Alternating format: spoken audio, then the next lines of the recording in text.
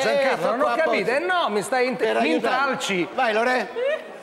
Oh, non è che vorresti cantare tu, no? No. Allora Lorenzo sale qui sulla ribalta per un'altra canzone straordinaria, scritta dal nostro amico Paolo Limiti, una canzone meravigliosa, La voce del silenzio. Orchestra! Via nuovo.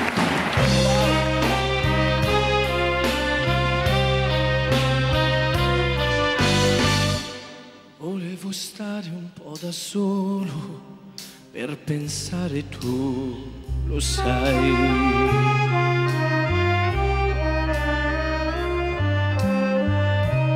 Ed ho sentito nel silenzio una voce dentro me.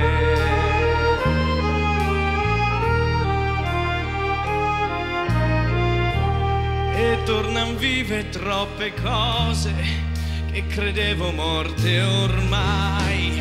Vorrei una voce ed improvvisamente ti accorgi che il silenzio ha il volto delle cose che hai perduto.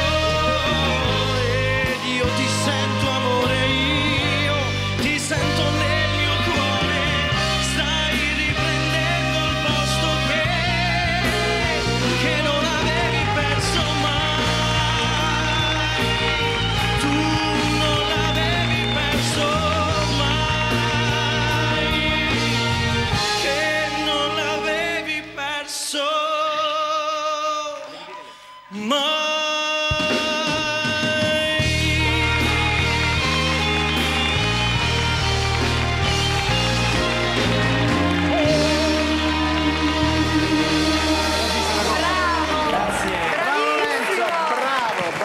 Bravo.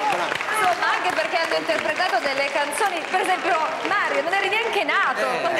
Lo posso dire anch'io, mi posso associare in qualità di direttore artistico di scuole di musica.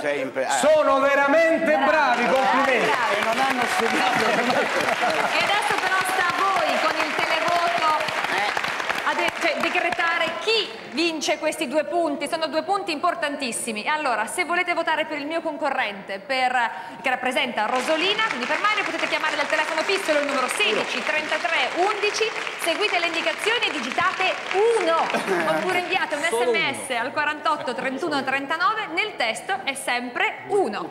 Bene, se invece volete dare meritatamente la vittoria a Lorenzo che difende i colori di Sant'Antioco, la squadra gialla non vince mai, non so perché, mi raccomando, votino i